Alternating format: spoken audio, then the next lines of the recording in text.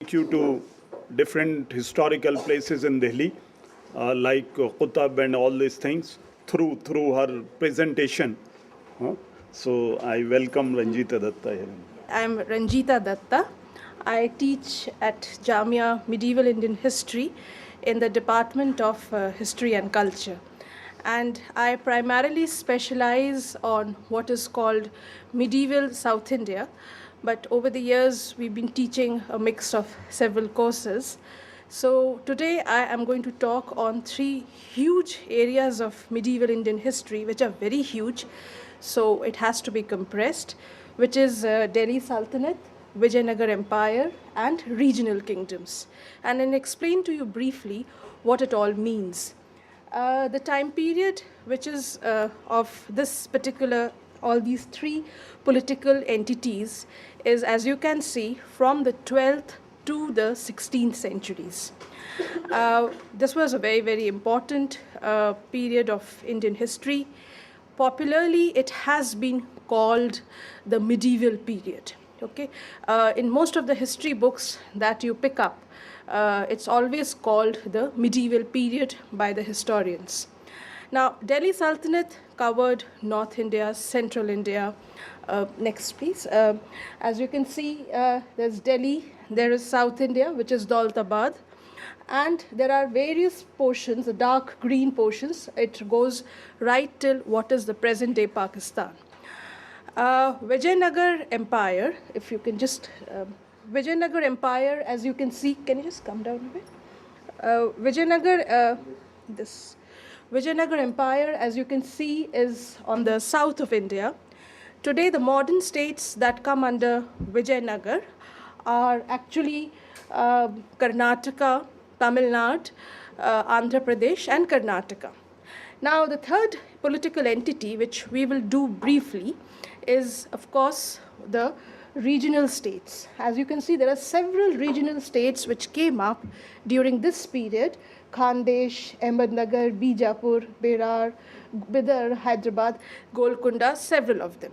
So this is what we would be talking of where today is concerned.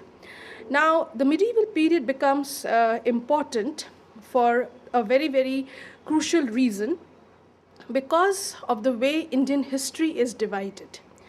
And where Indian history is divided, medieval is always seen from the 7th century to the early 19th century. And it covers, your Rajput polities, which I assume you would have done a bit of it earlier. We have Delhi Sultanate, Vijayanagar, the Mughals, you have the regional kingdoms, coming of Europeans, Portuguese, Dutch, all right, French, English, and finally the establishment of the British rule. So it's a huge period in Indian history, all right, and it has been also one of the most controversial periods of Indian history. It has been controversial because it's assumed that in 12th century, Islam came to India. It's a wrong assumption. Islam came much earlier. It came in 8th century on the southern coast of Kerala, and it came by trade. It did not come as it has been popularly perceived, particularly by right-wing historians, that it came with the Turks and hence it's an invasion, which is incorrect. It came normally, peacefully, through trade by the Arabs who settled on the southwest coast, which includes today's Kerala. It includes a part of Maharashtra, where it settled and it spread from there. So it becomes a very, very controversial period of Indian history. If you are tracking newspapers carefully, you would be aware that in 1992 there was a demolition of Babri Masjid.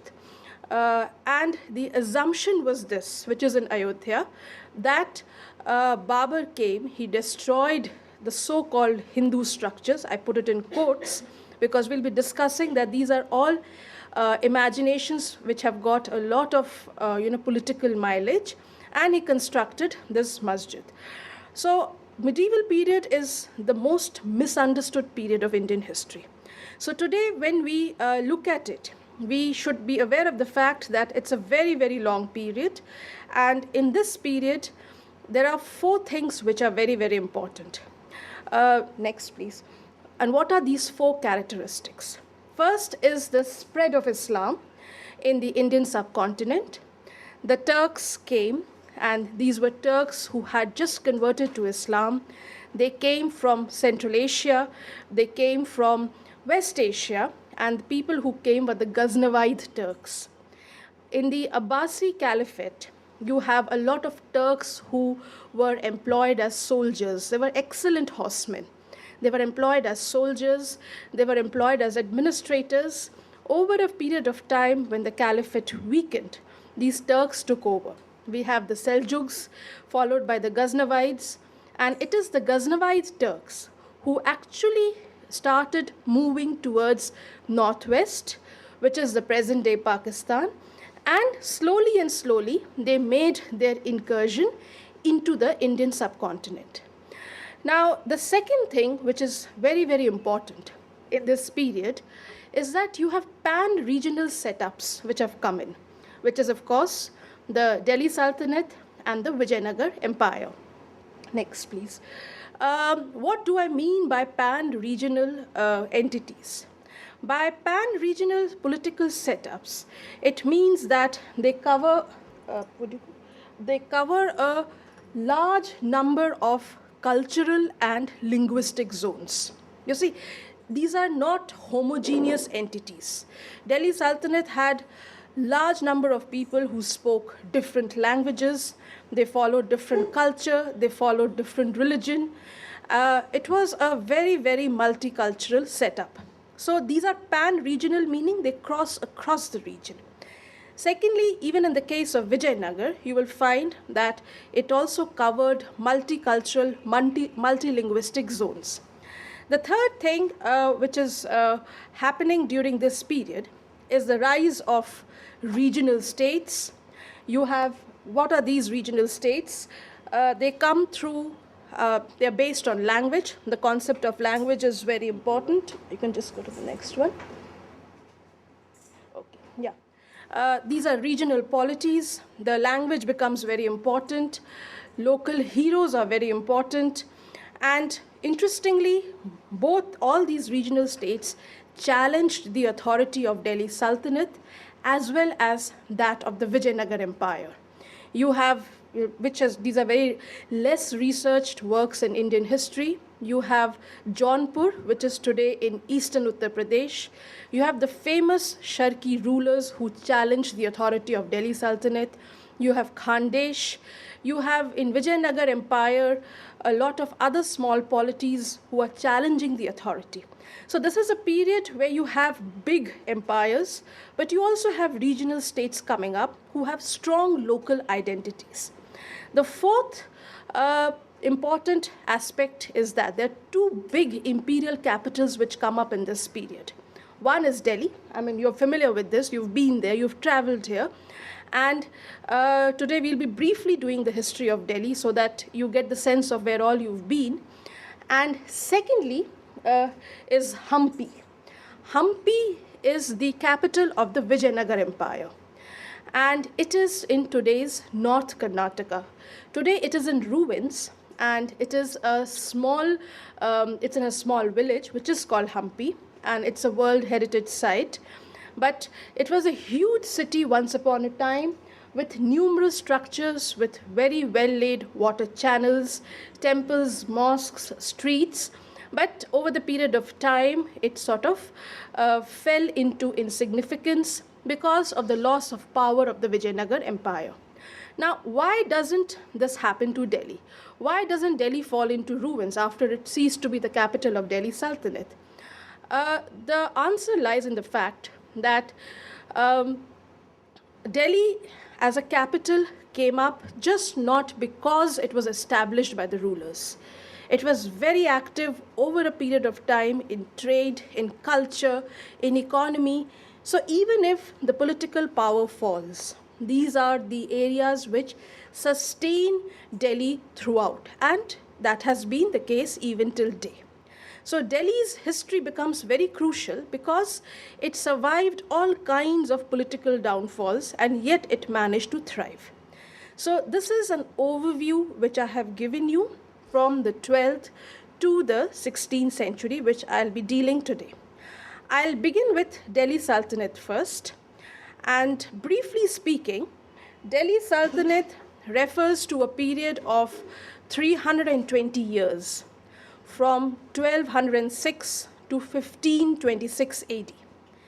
During this period, 5 dynasties ruled over North India, southern plateau region called the Deccan, eastern parts of and parts of central India, and with Delhi as their capital.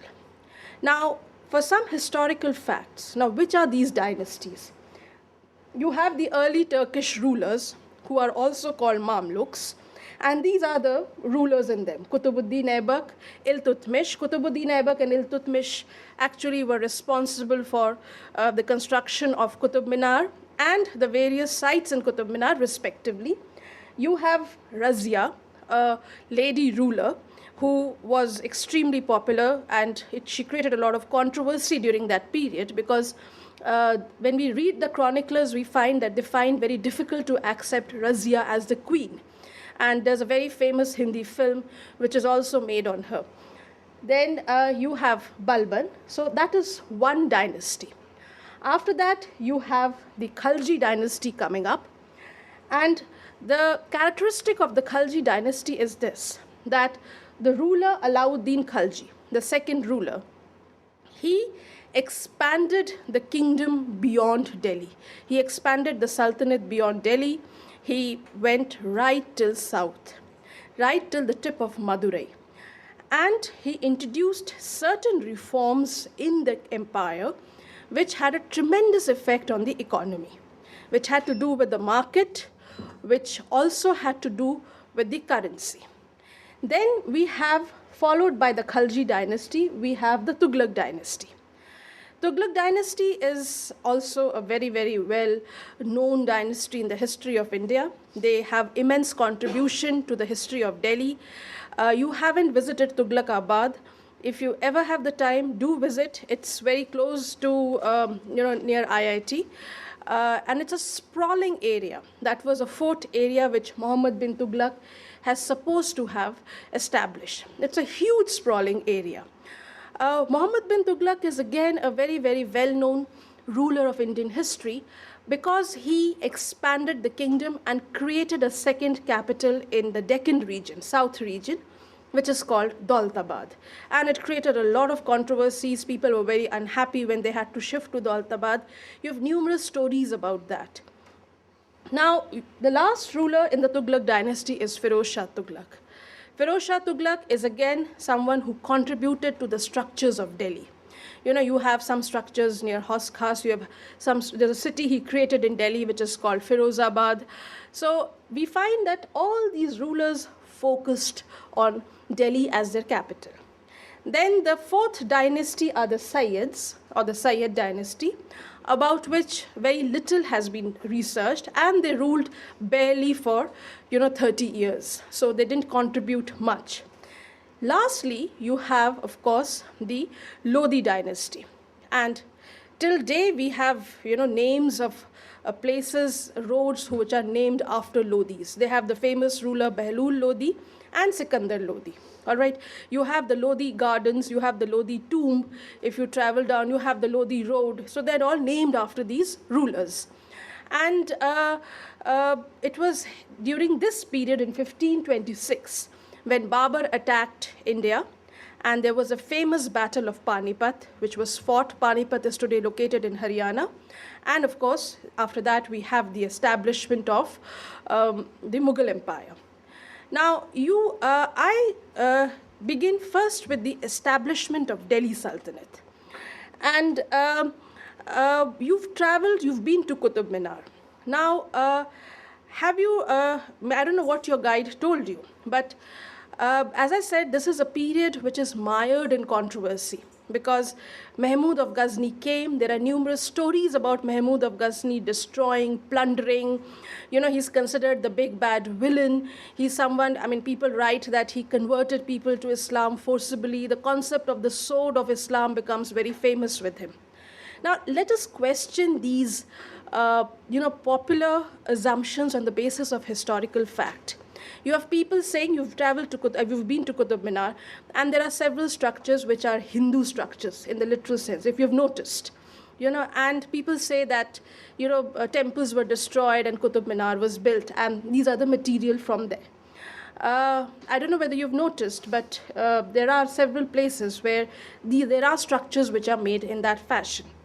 Now, let us question this through Qutub Minar, and also let us look at what actually Mahmud of Ghazni was wanting to do when he came to India.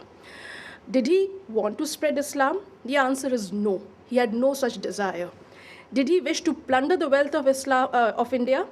Marginally, yes. But when Mahmud came to India, the period of 11th century, his own kingdom in Ghazni was in a very bad shape, and his authority was being challenged. So he had to prove that he is a ruler who can overtake conquests. He is somebody who can capture areas and spread the empire. So it is more to do with the politics of Ghazni rather than the attraction of India which brought Mahmud here. And we forget that a large part of India, which is the northwest part, where today's Punjab is, all of it was already in interaction with Central Asia. So people were, in Central Asia and in West Asia, people were aware of India. They were aware of this part of India. There was an interaction, there was trade which was taking place. So it was nothing very new for them. So Mahmud comes, and that is why we find that Mahmud took these campaigns to prove his power to his own countrymen, that here I am, I'm extremely powerful, don't take me for granted, I can rule over you, And he commissioned several Persian works which described his glory, exaggerated, which was sort of said, here he comes, who's spreading Islam, who's capturing, who's looting, who's carrying so much of wealth. These are important actions and achievements of a ruler in the medieval period, whether it be outside India or whether it be within India. A ruler has to wage war. You are not a ruler if you don't fight. What kind of a ruler you are if you don't fight? This is a medieval concept. It's all over the world. What kind of a ruler you are if you are not bringing, income through war? That means you are useless. These are qualities of a ruler. A ruler has to show that he is brave. So we find a lot of these Persian sources, which were written in Persian, eulogizing, praising Mahmud to a large detail. And of course, you have the famous story of the temple at Somnath, which is in Gujarat, where it is said that Mahmud plundered it 21 times, which is again a story of fabrication, which was written in these Persian sources to glorify Mahmud. Now let's look at it. In these sources, it is written that he plundered the temple, he destroyed it, and he built a mosque. Now, if you are conquering something 21 times, first time you will break the temple and build a mosque. Next time, then what are you attacking? You're attacking a mosque. You're not attacking a temple, it's gone. So these were stories which were made, and when we look at the Sanskrit texts which were written here, when we look at the Gujarati texts which were written during that period, interestingly, nobody even mentions Mahmud's raid to Somnath. It was not important for people of Somnath who came, who plundered again in inverted commas, questioned. But it was very important for the Ghaznavid Persian sources because they had to tell the world, which was Central Asia and West Asia, here is a king who is extremely powerful. So we find that the coming of the Turks to India was actually just not based on invasion. It was because of long periods of migration, even before Mahmud came. As I told you, people are aware of this part. There are exchanges which are taking place, trade which is taking place. Silk route passed through Kashmir, went through Central Asia, then went ahead. So people are already aware of each other. It was not a surprise when Mahmud came or when Delhi Sultanate was established. The second point which a lot of historians point out when they look at Qutub Minar, and they say here is there's a mosque in Qutub Minar. I don't know whether you've visited that mosque. Now, it has been called Quwwat al-Islam, and literally it means the might of Islam. Now, historians say that the Delhi Sultanate rulers wanted to assert the supremacy of Islam, but it is incorrect. It has been researched and it has been found out that the word Quwwa, which means power, was actually for the city of Delhi. In the 13th century, the city of Delhi was referred as Quwwat. It means it was the center of power. And the historians have incorrectly understood it. And the mosque in Qutub Minar is actually called Qubba, which means sanctuary, sanctuary of God, where people will come, they will pray, they will congregate, they will be at peace with each other. So actually the word which is for the mosque is Qubba, and hence you see it becomes what you call Qubbat al-Islam, which means the sanctuary of Islam. And Delhi Sultanate was constantly threatened by Mongol invasions. Mongols were constantly looking to this side in Central Asia. They had overrun this entire place. So the mosque became a center of refuge, that in case the Mongols attack, all of you rush and come and congregate in the mosque, at least you will be safe. And it didn't matter who came. It didn't matter to the rulers of Delhi Sultanate that who came, what was their religion, what was their background. Because they felt this was a place they're ruling, these are our subjects, and they have to be protected from the Mongol invasions. So we find that Qutub Minar, as has been misunderstood, was not constructed as a show of power over local Hindus, or it was not at all a mark of conversion. It was constructed to bring different people into one part together. You see, it was a huge place which they were ruling. They had come here for the first time. They didn't know people, and they had to bring people off and on together. Like in India, we have the celebration of the Republic Day. Everybody goes to India Gate and sits and watches the parade. Independence Day. Even if we don't go, we do switch on the television, and as a ritual, we watch it. So it brings us together. So Qutub Minar was actually built not for a show of power.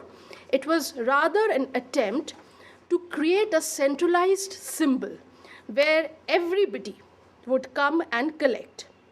And we find that Turks, the migration was taking place much, much before Mahmud came. So you have Sufi mystics, you have the Persian literati, you have Central Asian tribal population, who was coming, and they used to come and congregate, in this mosque. Now, next, please. Now, the Turks, just very briefly, the architecture of Qutub Minar, because you have visited it. The Turks brought with them the knowledge of arches, all right, and they conveyed it to the Indian builders. After all, who's going to make these structures? They're not going to get workmen from Central Asia. It is the Indians here who have to, it is the local population here who have to build these structures. So this technique was transmitted to the Indian builders, to the Indian masons and stone cutters in this period. On the other hand, Indian builders were required. Indian builders or the Indian stone cutters also had their knowledge of art, aesthetics, architecture. So they used, their own architecture. And actually, Qutub Minar is a fusion of the Turkish and the local architecture which was present here. It is a symbol of a composite culture. It is not a symbol of assertion of power. It is a symbol of composite culture. And the Delhi Sultans gave freedom to the local masons to do whatever they wanted. That is why you will find kalash. Kalash is a pot. If you've seen the Qutub Minar carefully, there is a pot, there are lotus buds, and these are very, very, local motifs, Indian motifs, and they intertwine with Persian and Arabic, calligraphy. So, all this has been brought in together. So it is actually a case of a composite culture. You have a umbrella, a chhatri, which we call a kiosk kind of a thing. You have, of course, a jharoka, and these jharoka is a window. So all of them became the permanent features of Sultanate architecture, and Sultanate architecture hence was a fusion of Indian as well as Turkish architecture. And this tradition was carried even to the Mughals. I'll not get into much detail because you have a topic, you have a lecture on art and architecture. But my point is that the establishment of Delhi Sultanate is not a surprise as it has been projected. It is not because suddenly one fine day the Turks decided to enter India and capture it. It's a process which was taking place over a period of time. It was the politics of Central Asia which drove Mahmud this side. And with Mahmud, the process started, and finally we have the establishment of Delhi Sultanate with, of course, Qutbuddin Aibak, who spearheaded the construction of Qutub Minar, in the 11th century. Next slide, please. Yeah. So with the establishment of the Delhi Sultanate, there are certain new things which entered the Indian scene. Apart from the architecture, you have a Persian literary culture. You have the use of Persian in administrative and literary writings. You have the Muslim intelligentsia. Tariq means history. Huge numbers of history were written. Paper was used for the first time, to write these histories. Before that in India, nobody used paper. And of course, you have a lot of information about political and social history, though not much about economic history. The next one, please. Now, you have rise of towns. Within Delhi, you have the 6 cities which have got established during this period. You have a town planning, you have urban life. New cities came up, a new technology came up. Cement was being used, lime and mortar was being used for the first time for these constructions. Before that, Indians did not have any binding material. They used to pile up stones and that would press against each other. You have paper, you have cloth. So there was a major revolution where technology and urban countryside is concerned. Next, please. Now, what are our sources to study this particular period? Historians depend on sources. And we find that, as I said, there was a huge lot of literary writing which was taking place. And you have histories being written, which are in language Persian, it's called Tariq as singular and Tawarikh in plural. Most of these people who wrote these histories were very learned men, but they were urban people. They rarely went into the villages. And of course, they wrote about the rulers, about their lives, and their views are often interpreted as actual events of history, which is not correct. It is their own views. For example, a very famous writer of history whose name is Minhaj-ul-Siraj. Siraj writes on Razia. Siraj was very unhappy when Razia ascended the throne. He felt, how could a woman come? And he admitted that Razia was more qualified and more able than her brothers.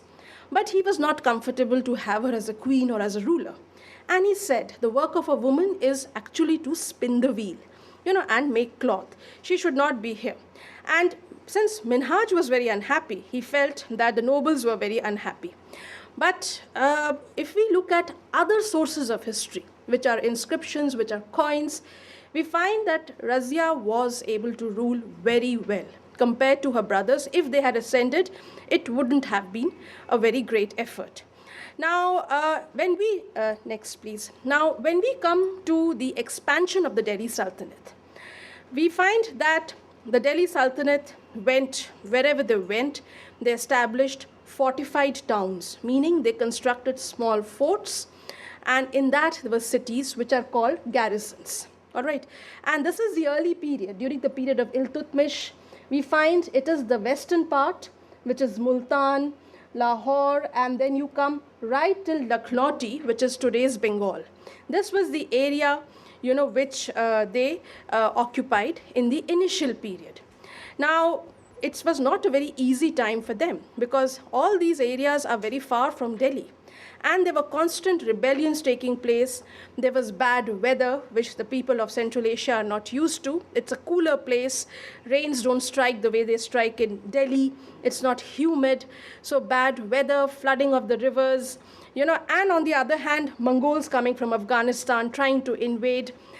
So we find that this was a period which was not very easy for the Delhi Sultanate people. Now, we find, next please, we find that it's only under Alauddin Khalji and Muhammad bin Tughlaq that the expansion started taking down south. And they took over a lot of regional kingdoms. If you can just see, these are arrows which have gone to the south. And a lot of expansion took place during this period. And we find that Alauddin Khalji was wise enough not to expand administratively into this area. What he did was that he made the regional rulers pay him a tribute, pay him a huge sum of money every year, and he left it to themselves. Whereas Muhammad bin Tughlaq actually tried to rule and tried to administer, and that is where the problems started coming. He faced a maximum number of rebellions during his period. Now, both the Tughlaqs, the Khaljis before that, they were plagued, they were attacked by Mongols all the time. But both of them reacted in their own way. Alauddin Khalji strengthened his northwest frontier policy, as it's popularly called, northwest frontier policy, whereas Muhammad bin Tughlaq decided to create a second capital in the Deccan region, which today it is in the Maharashtra district, close to Bombay. It is called Daulatabad. And after he created the second capital, he had to populate it. People have to go and stay. So he ordered, that is what the famous chronicler writes, Ziauddin Barri, that he ordered, the entire city of Delhi to shift. It's just not the fact that, he could go with his nobles. He ordered people, he ordered Sufi saints, he ordered everybody to shift. And that became a huge problem. People resisted. Nobody wanted to relocate themselves. And the entire campaign was a failure. And finally, again, they were brought back. Now, in today's time, traveling from Jamia to, let us say, Mehroli is such an effort. We cannot manage. You can imagine in those days, with such means of communication and facilities, to travel from Delhi to what is today Bombay, near that, is going to be a huge effort. People died on the way. There were rebellions, there were thefts, all kinds of things happened, and his project was a failure. Now, Muhammad bin Tughlaq is known for several projects which were ahead of his times. And because they were ahead of his times, he was not successful at all. With the result, he became extremely unpopular. Today, in Delhi, opposite the Tughlaqabad fort, his tomb is there. And it is said that if anybody had a problem, they were supposed to write in a small piece of paper and drop it in his tomb. So by the time the emperor was taken to be buried, that's a story which we get to know from Barney. By the time the emperor died and he was taken to be buried, the tomb was full of papers. People were so much against him. That is what is being told to us. One project which he introduced was called the token currency. We use today paper currency, which is a token currency. It's not the actual currency. It is measured against gold and silver. Now, in those days, he introduced the copper currency. And when he introduced the copper currency, what was happening was that in Delhi Sultanate, people started making counterfeit copper coins. With the result, the whole treasury was full of fraudulent counterfeit coins. Now, the reason why he decided to introduce, copper currency instead of the gold and the silver, this was a period where the international, availability of silver was very, very low. The Americas had just got conquered. The minings were not so strong. And the Portuguese were still, trying to figure out how to mine silver. So the international supply of silver was very, very low. So to counter that, he introduced a copper currency, which unfortunately met with a tremendous amount of failure. He introduced taxes in the province of Doab. Doab meaning the land between Ganga and Yamuna. Do means two and Ab is river. He did that not to trouble the poor farmers, but he did that so that the rich farmers who were sitting on so much of wealth, who were not paying taxes, they would be paying taxes on time.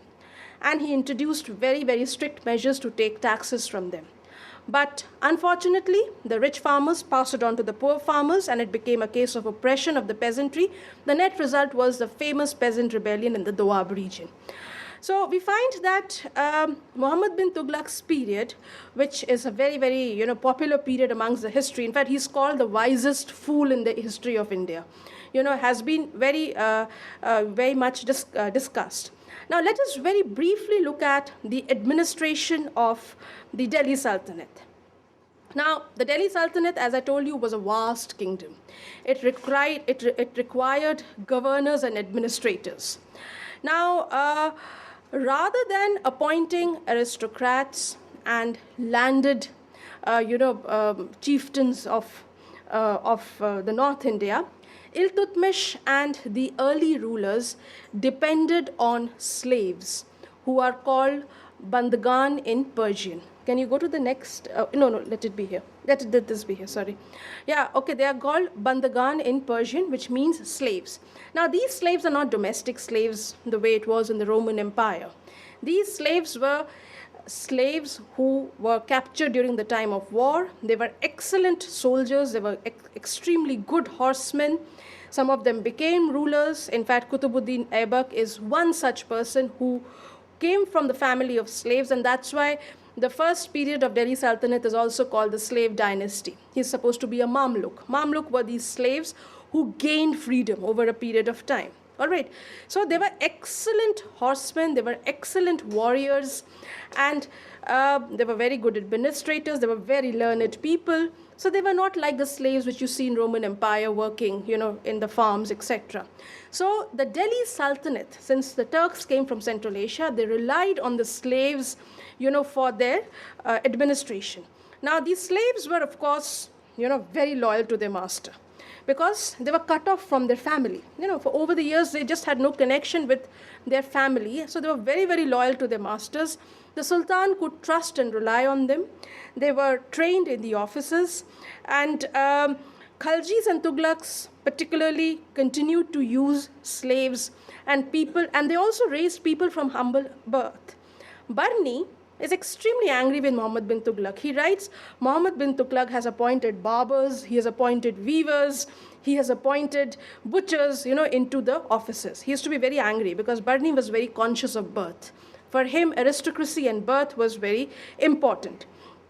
But by and large, we find that a large number of people from humble background made it very big in the Delhi administration. And with the result, we find that the older elite who expected offices, who expected a whole lot of things, were very, very angry, and there were constant rebellions which were fostered, by the older elites during this period. So you'll have in the Delhi Sultanate court, the older elites conspiring with the ulema, with other people, and they're trying to sort of, foster rebellion, dethrone the emperor. Muhammad bin Tughlaq faced a lot of these problems.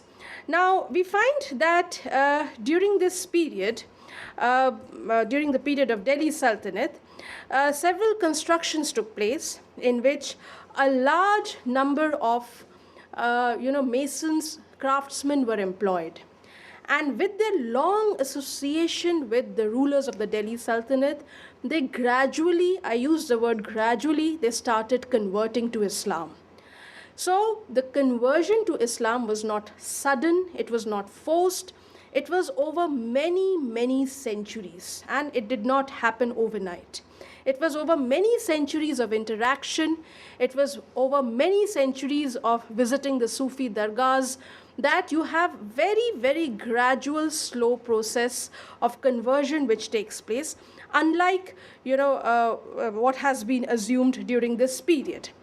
Now, I'll just read out this paragraph from Ziauddin Barni, who criticized Muhammad bin Tughlaq to say the kind of people who were employed. And these people were new converts to Islam, and they became very powerful in Muhammad bin Tughlaq's administration.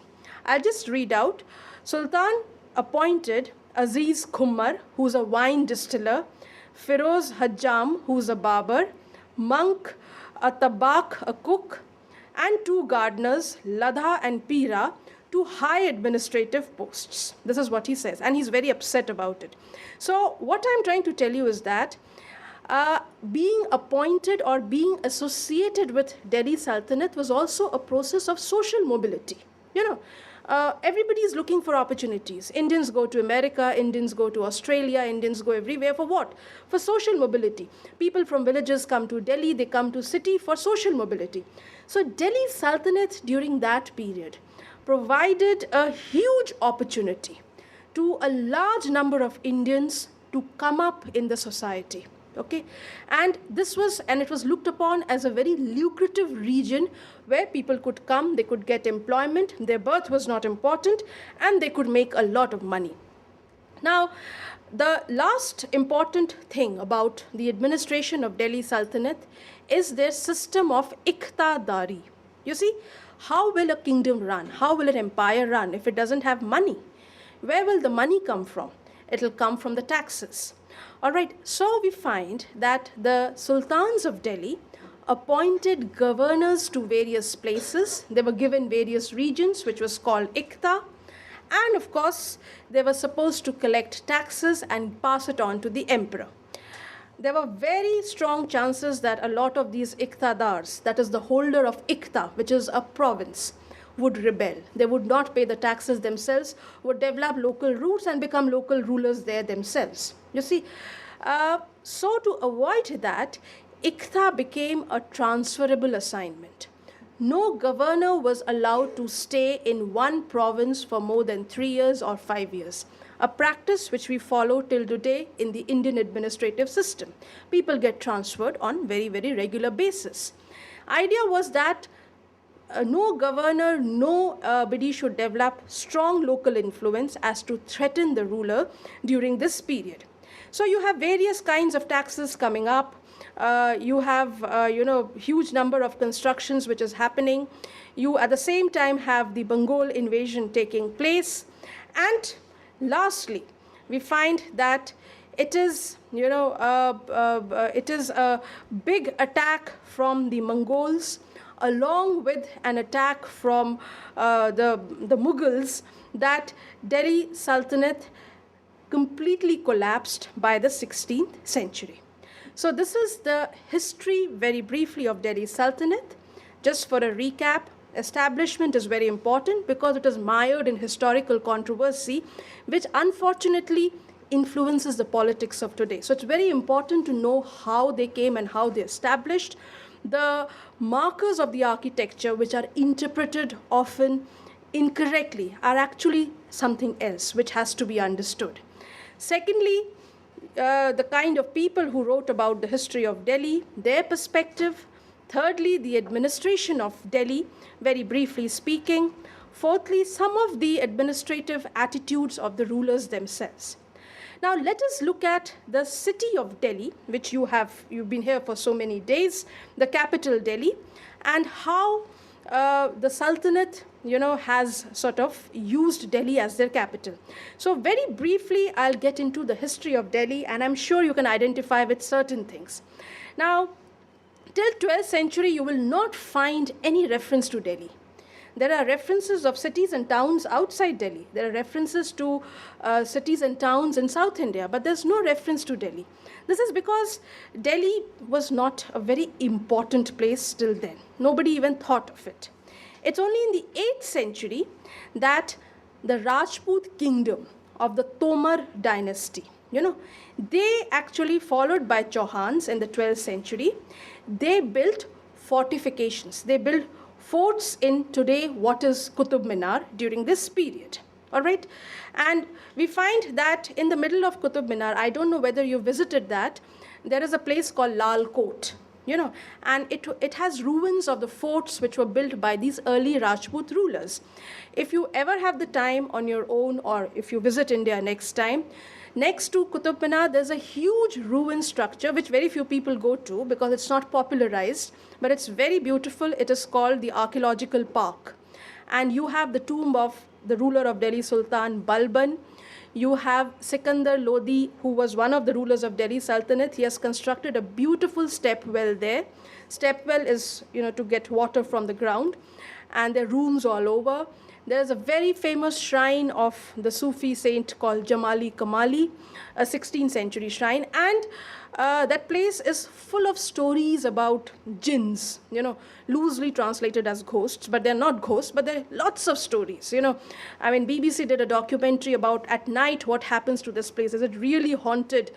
And like all of us imagine ghosts, so they also imagine they can hear voices, they can hear people walking across, but they can't see.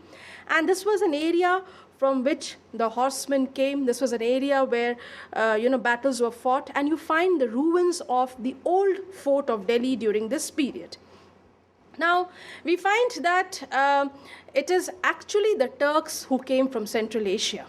When they established their empire here, Delhi became a very, very vibrant place. Delhi, as to not what we today know Delhi, but the area of Mehroli and the Qutub. It became an extremely vibrant place, and that is where the vibrancy of Delhi actually comes. Now, in the popular lore, it is said that there are 7 cities of Delhi, but actually Delhi was established more than, 7 times during this period. And the architecture was, as I said, it was a composite architecture. It was mixed, and you have, people with a lot of cultured people living here, educated people living here. Now, let us look at the first city of Delhi in 12th century, which was the Qutub Delhi. It is also called Qila Rai Pithoda, all right? And here we find that it was established after Qutbuddin Aibak defeated Prithviraj Chauhan, who was a ruler of the Rajputs. A fort was built by Prithviraj Chauhan before that, which is called Qila Rai Pithoda. Do revisit if you have the time. It is now in ruins. Information about this Qila, which is fort, you get from the Persian sources of Delhi Sultanate, which are called Tajul Basir and Tabqat-e Nasiri. Qutbuddin Aibak took possession of his fort on the behalf of the Sultan of Delhi, because Qutbuddin Aibak was the general, who was Muhammad Ghori. And the fort, there was no Qutub Minar then, and the fort became the center of the early rulers of Delhi Sultanate, and this is the fort of the Chauhan rulers. So we find that during this period, Delhi, or this part of Delhi, became very, very important, and everybody from Central Asia, from other parts of India, started migrating during this period. Now, the advantage of Delhi was, the natural advantage of Delhi. You see, it's very close to the Ganges, that is Ganga, and it is also very close to the Indus. So if you enter Delhi, you can control these flood plains. You can control a lot of these flood plains during this period. So it was a gateway to the Gangetic plain, which is today the part of Uttar Pradesh. At a local level, it had very good landscape. It had hills which were covered with vegetation. The last crop of Aravalli Hills, which is the oldest mountain range in the world, touches Delhi. So Delhi has natural frontiers of defense. Anybody, any ruler who wants to come and establish himself and wants to be safe, Delhi would be a natural choice. It had a good vegetation, and of course, it had the river Yamuna flowing. So water was not an issue if you shifted this side. Climate was not very good, as we can see. I mean, you're fortunate that you've got rains. Otherwise, June is sweltering in Delhi. All right. People had a lot of problems. Babur repeatedly complained about it, but they stayed on because of the wealth it provided during this period. So this became a natural area for the rulers of Delhi Sultanate to settle down, and they started building the city around the fortress Rai Pithoda, Qila Pithoda, whose ruins are there today. The next one, please. Now, what did they do? I mean, how did they build the city? They first built a mosque, which is Qubbatul Islam. It was in the area. It was extended by Iltutmish. Before that, Qutbuddin Aibak had built the Victory Tower, Qutub Minar. And then, of course, it was extended by Alauddin Khalji, one of the rulers, who built several structures in the Qutub complex. When you enter the Qutub complex, you always have the feeling that construction is going on. It is still unfinished. Because construction was constantly going on during this period. Palaces were built. Next slide, please. So this is the Qutub, next one. This is the Qutub Delhi. Palaces were built. A new fort came up close to the mosque, which was called Hisar-e-No. And this is probably what is today called Lal Court or the Red Palace. All right. Now, next, please. Now, Alauddin Khalji, of course, made this part, who followed, the Khaljis followed the first dynasty, made this part as his capital. And we find that he created a grain market here for the provision of food grains to the people. There is a place today also which is called Sarai Adil. Sarai means, a center where all the merchants congregated and they lived. If merchants are coming there, means trade is taking place. So it was a market which is near Badaun Gate. These structures are still there, and they are sort of in a very bad shape. People have encroached upon it. So he created a market there. Now, we find that the Qutub Fort, that is where the people lived. Next, please. Where the people lived. During this period, there was an invasion from someone called Kutluk Khwaja from the northwest. And people, they all congregated inside the Qutub Minar complex. They were distressed because, the fort was in ruins. And it is then that Alauddin Khalji, of course, ordered, the repair of the court. Now, we find that in 14th century, Qutbuddin Mubarak Shah Khalji ordered the completion of the entire city and the fort of Delhi near Qutub Minar, which his father, Alauddin Khalji, had left, he had just sort of left it in that way. Now, the next area where Delhi got another city, next please, it's called Kilokari. Kilokari is a village which is just across the road, It's called Kilokari, and it's called Sheher-e-No. Sheher means a city, No means new in Persian. It was founded by, Sultan Muizuddin Kekubad, who was one of the last of the early Turkish sultans of Delhi. All right. And we find that there are several sources which talk about, this entire place. So while Qutub Minar and the area under Qutub Minar was being built, you also have another city coming up near Kilokari because water was very close by. Now, and this was, of course, during the end of the 13th century. Now, you have Ziauddin Barni, the next, please, the famous, the famous historian coming during this period. And he, of course, writes in detail about Kilokari, and he talks very, very pleasingly about the Sultan. Next slide. He gives the description of the village, and he, in fact, let me just read out portions from it, which are here in front of you. On the bank of River Jawan, which is Yamuna, at Kilokari, he laid the foundations of a grand palace, all right, and a splendid garden. Kekubad moved there and started living with officers, nobles, close courtiers, and servants. In the beginning, the nobility and the aristocracy built small houses below the royal palace. Gradually, they realized that the Sultan was inclined to stay in Kilokari for a longer period, so they built palaces, houses, and, of course, mosques.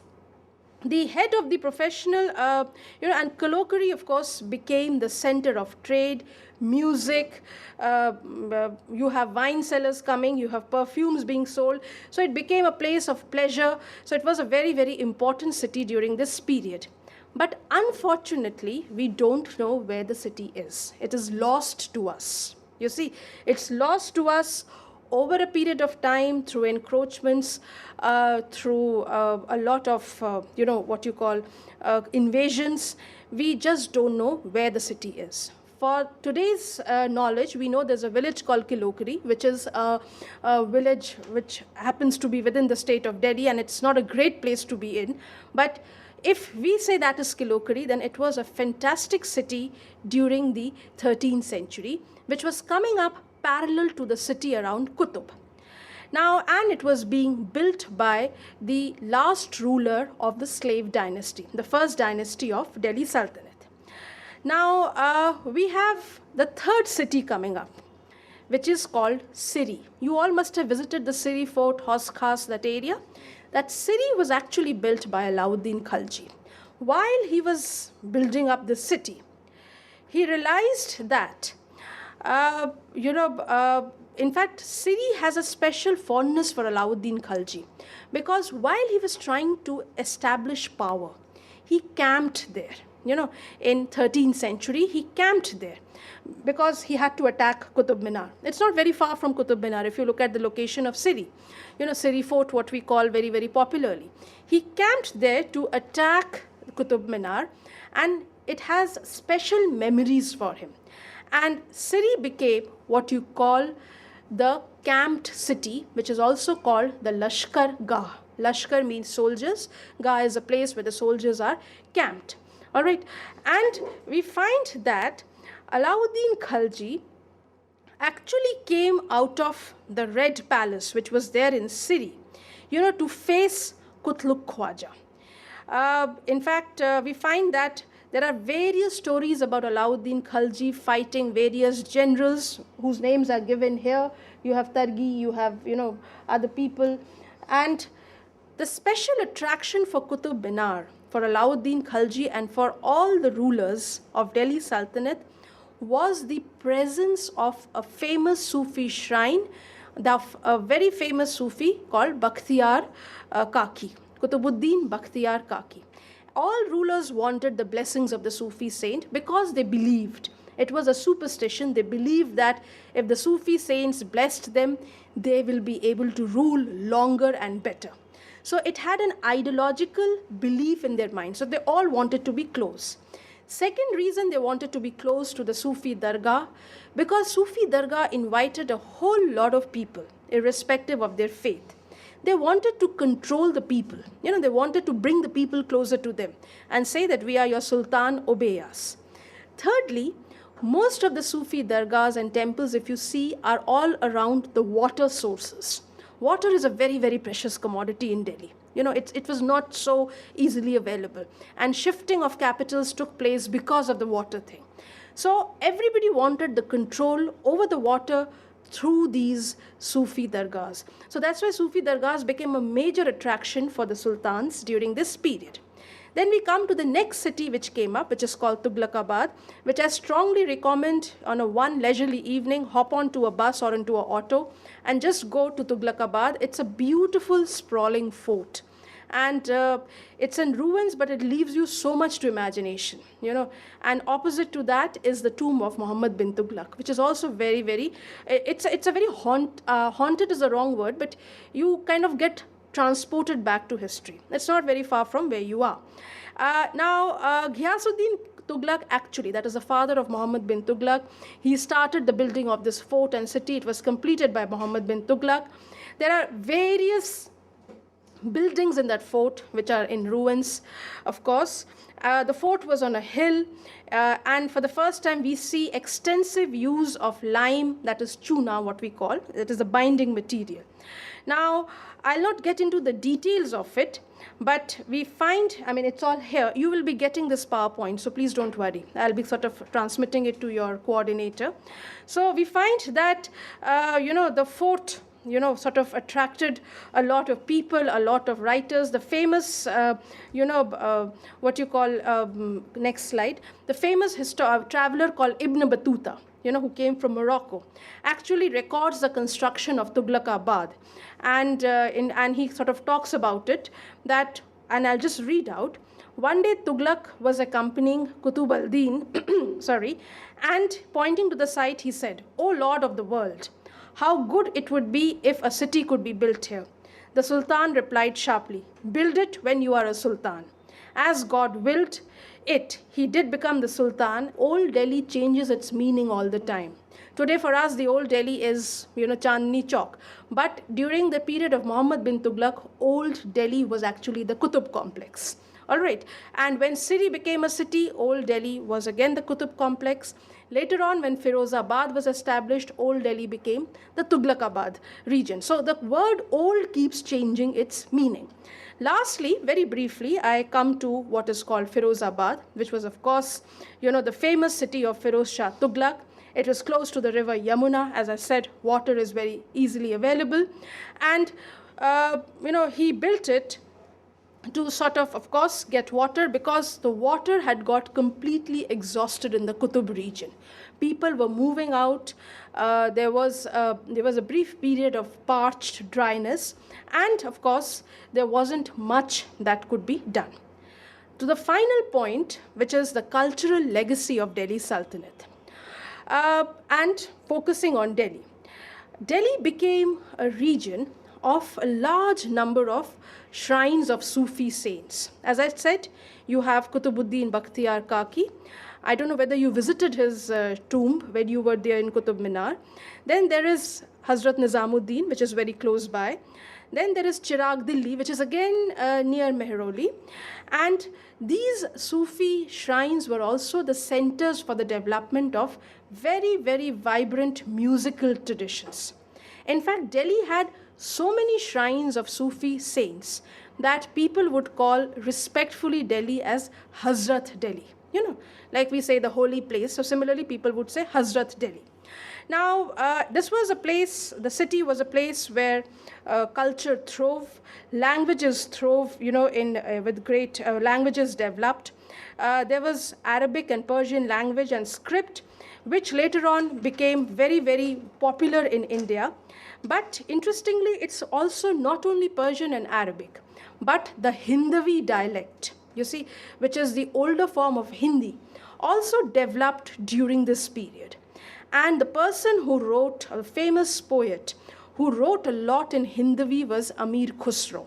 If you visit Hazrat Nizamuddin's Dargah, just when you enter the Dargah is the tomb of Amir Khusro, because he was supposed to be the disciple or the murid of Hazrat Nizamuddin. All right, and he wrote, in Persian, he wrote in Hindavi, and from there we have the birth of the language Hindi coming up. He wrote in 14th century, and he described Indian scenes, settings. He wrote about love, war. I mean, he was a very, very vibrant author. And interestingly, he was also a true lover of Delhi. It is he who coined this famous word, which is called, if there is a paradise on earth, it is this, it is this, it is this, and which is in Delhi. For him, Delhi was a paradise. And this verse was inscribed 3 centuries later in the Diwan-e Khas region of the Red Fort. I don't know whether you've been to the Red Fort. There is a Diwan-e Khas, and these words are, inscribed there. And Amir Khusro is a very popular, poet. We have the Khusro Festival, which takes place every year in Delhi. A lot of Hindi film songs are inspired by him. They quote verbatim from his verses. So he is a very, very popular. He's actually the cultural legacy of Delhi. So Delhi had a culture which was Arabic, Persianate, Hindavi. You have Sanskrit flourishing. You have, this is a period when a good mixture of various cultures was taking place and new cultures were developing. You see that in architecture, you see that in language, you see that in the population of the period. All right. So this is where I stop with Delhi Sultanate. Now let us look at the Vijayanagar period. Yeah. Now the capital of Vijayanagar was Hampi, and these are the structures within the fort of Hampi. All right. The rulers of Vijayanagar were, Harihar and Bukka. And it has been said, now this is a story, that when Muhammad bin Tughlaq was expanding in the Deccan region, which is the north part of South India, okay, he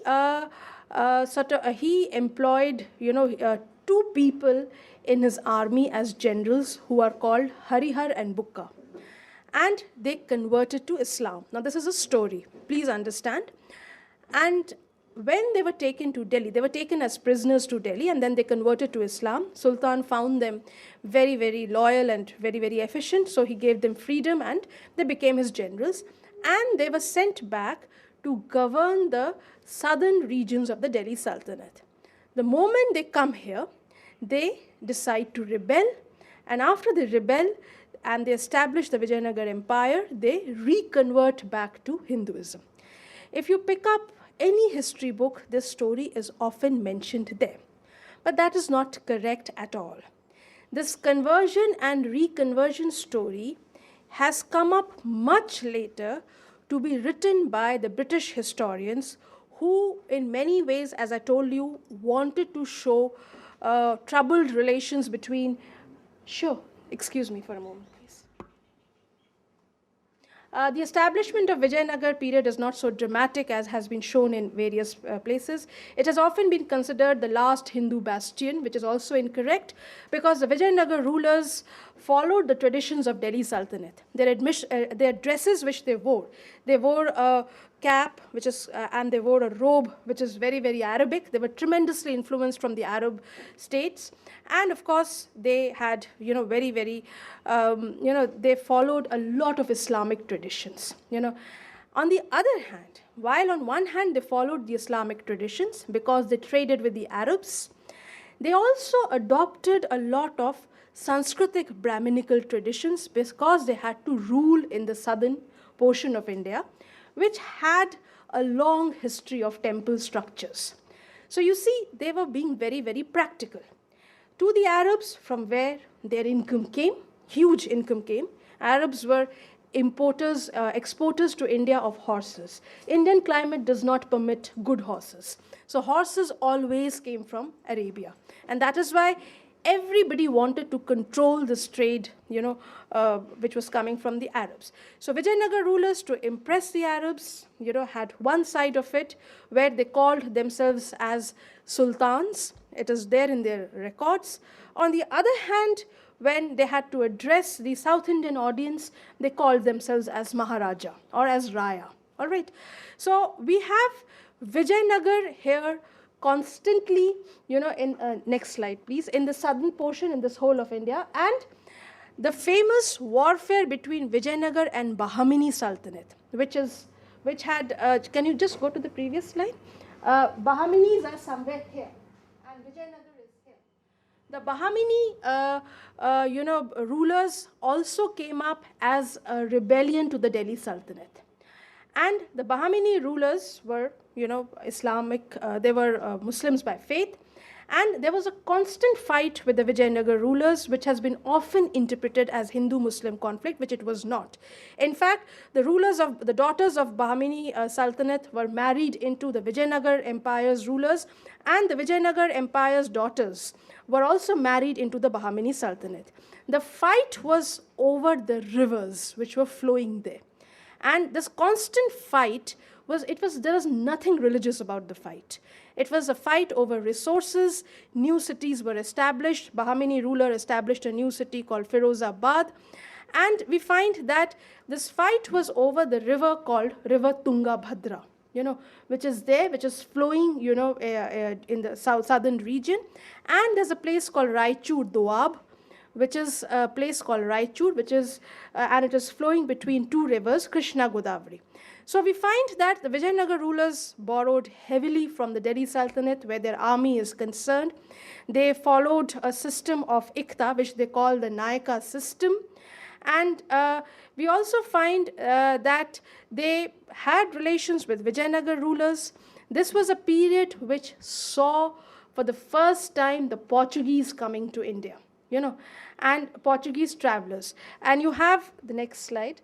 You have several eyewitness You have several eyewitness accounts of the kingdom of Vijayanagar.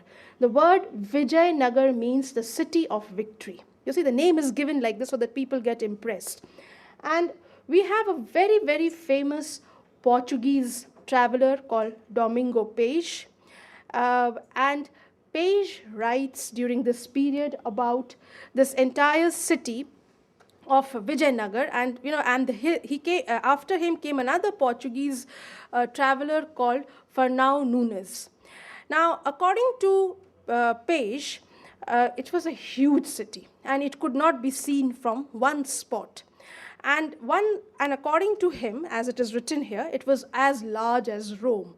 There were lakes, there were palaces, there were gardens, all kinds of descriptions he gives. And it's a very fascinating description which we find during this period. In Hampi, there were royal palaces. Hampi is very, very well known for its water reservoirs. The Vijayanagar rulers built tanks, they built dams, all within Hampi. And so we find, and they built excellent stables where elephants and horses were kept. Agriculture was carried on, taxes were collected. So you see, it was a very, very efficient empire during this period. All right. And in 1545, in 16th century, a very famous emperor came, whose name is Krishnadeva Raya. He is supposed to have made a lot of changes. He introduced a lot of reforms, unfortunately, into which I cannot get in details. But we must remember that this was one of the empires in India which is less studied. It is in southern India, and it was also, like Delhi Sultanate, full of composite culture, various languages flourished, and it was also visited by the Portuguese for the first time, who had started coming during this period. So Vijayanagar and Delhi Sultanate are two big empires that we study in the medieval period before the Mughals. Very quickly, let us look at the regional states. I mean, you must have been given lectures on political science. I don't know whether you've been taught, but whatever little if you understand of the Indian politics, it's an era of coalition government. That's what we all talk about. And these coalition governments are coming from the states. And there are 28 states. I hope I'm right, because my political science is very poor. There are 28 states in India today. Each state has a specific language, specific geography, food, culture. And, the question that you should ask, that were these states like this forever? No, these states were never like this forever. These states came up at a very modern period of history. Where they are located, in these areas, various regional states came up, over a period of time. Today, the regional states that are very famous, and you will be visiting them, is Jaipur. It was a regional state once upon a time. Jodhpur, I don't know whether you'll be visiting Jodhpur. Udaipur, these were all regional states. We have, in the modern states, which were very, very popular regional states, you have Gujarat, Bengal, Kashmir, Orissa. And all these states were constantly attacked by the Delhi Sultanate rulers, followed by the Mughals, and also by the Vijayanagar Empire, because these were very, very strong states. They are small in size, but they're very strong. They have an excellent income. And they had, because they were small, they were better managed, which is a fact. Now, in the medieval period, apart from Persian and Arabic and Hindi that we spoke about, numerous regional languages have come up, over which, again, very little research has been done. For instance, in Rajasthan, there was a very famous poet called Malik Muhammad Jaisi, and he wrote this very beautiful epic called Padmavat. The story of Padmavat is that there is a Rani Padmini, and there are several Rani Padminis in Rajasthan. There is not one. So it's a legend which he created. And Alauddin Khalji came to capture Rajasthan, this part of Rajasthan. And of course, he fell in love with the queen. He wanted her, but the queen was married. She refused to go to Alauddin Khalji. So she committed, literally speaking, it's a suicide, but she jumped into the fire when her husband died, which is called Sati or Johar. All right, and it is written by Malik Muhammad Jaisi. He's full of praises for Padmini. He's full of praises for his, for the Rajput ruler. He is cursing Alauddin Khalji. If you pick up the popular comics, which are called Amar Chitra Katha uses Jaisi, and they'll portray Alauddin Khalji as greedy, as an evil ruler, and Rajput ruler and his wife as someone who are very pious. But this is actually Jaisi, Malik Muhammad Jaisi, writing during this period. And he belonged to this particular regional state. So these states have a long sense of loyalty. There are languages which are developing during this period. We also find the second aspect of the regional states is their religion. You have a lot of local religious cults flourishing, which are today integrated either in Hinduism or Jainism or Buddhism, but there are lots of local cults functioning. I don't know how much of you know about Orissa. You have the famous Jagannath cult. That was a local regional cult, which is now made a part of Hinduism. In Rajasthan, there's a temple called Karni Devi. I don't know, it's near Bikaner. And that place is infested with rats. You have to believe it, because I've been there. You know, you enter and people worship those rats. Now, that's a local cult. And, you know, they're eating and they're roaming about, they're not biting you. Pardon? Okay, it's there, it's a video. So that's a local cult. That's not a larger Brahminical or the Hindu cult. So you have local cults, local festivals, which sacrifice goats, which sacrificed buffaloes. They all flourished during this period. The third aspect about these regional states are that these states, you know, had again a very, very strong, you know, local culture. They were not isolated regions, as we study in history. They interacted with each other. They held sometimes the Delhi Sultanate to ransom. I gave you the example of the Sharkis of Jaunpur. Jaunpur is in East UP, a very underdeveloped area today, but it has an excellent mosque called the Atala Mosque. I mean, just for your information, I don't think any tourist also goes there. ASI also hasn't mapped it properly. It's a beautiful mosque, and there's a very beautiful, a bathing house, which was built by the Sharkis. Sharkis came up during the period of Firoz Shah Tughlaq. Before that, also they were there, and they were a constant source of trouble for the Delhi Sultanate. They wouldn't let people of Delhi Sultanate expand eastwards. Finally, Firoz Shah Tughlaq entered the city, and he completely demolished it. There are lots of structures which were demolished by Firoz Shah Tughlaq, and the Sharkis were ruined. They were completely taken away. You have several states like this in India, regional states, which came up and went. And of course, they were sort of attacked by the Vijayanagar and the Delhi Sultan, the big rulers. You have the local art which is flourishing. You know, if you go to Baba Khadak Singh Marg in Delhi, there are these emporia of every state which is there. And take a visit into those states, you will find the local art, the regional art and handicrafts of these states flourishing. They did not emerge from Delhi Sultanate. They did not emerge from the Vijayanagar Empire. They emerged in these regional states, and they were patronized by them. A lot of them are, of course, dying today. There are efforts to conserve them. But do take up a visit, at Baba Khadak Singh Marg, and visit these emporium to get the idea of how regional art and culture was and has been flourishing till today. So I just stop here, because otherwise one can just keep on and on. But one finds that some of the most important regional states was Jaunpur region, which is, as I said, in East Uttar Pradesh. You have Kashmir. It was a center of Shaivism. It was a center of the Rishi Silsila. It became a very, very vibrant center of Persianate culture. Islam in Kashmir was a mixture of all this. Today people recognize it as a part of Kashmiriyat, but all of it flourished in the 14th century. You have Al-Baruni visiting India in 11th century, talking about it. And we find that one of the greatest rulers of Kashmir was Zainul Abidin, who was there from 1420 to 1470. And he is somebody, who abolished jizya. He got translated, a lot of scholarly material in Sanskrit was translated into Persian under Zainul Abidin. And we find that he was responsible for building canals, for developing the handicrafts of Kashmir, for spread of education, a very, very enlightened ruler during this period. In fact, under his patronage, the Mahabharata, the famous, Hindu epic, the Mahabharata, and one of the earliest histories of Kashmir called Raj Tarangini, which was written by Kalhan, were translated into Persian. And many Persian and Arabic works were translated into Hindi. He himself was a poet. He was a writer, and his pen name was Kutub.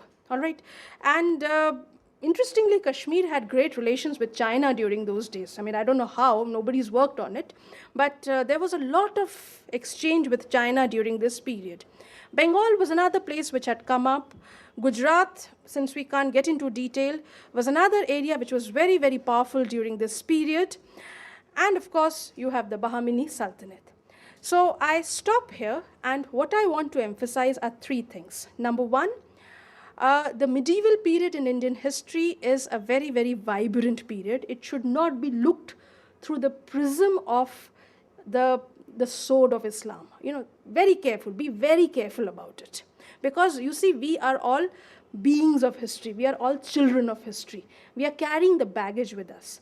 But a good history research means you go back to the times, look at the various writings which are present, just not one group of writings, which the British historians have done, and see what is coming out of it.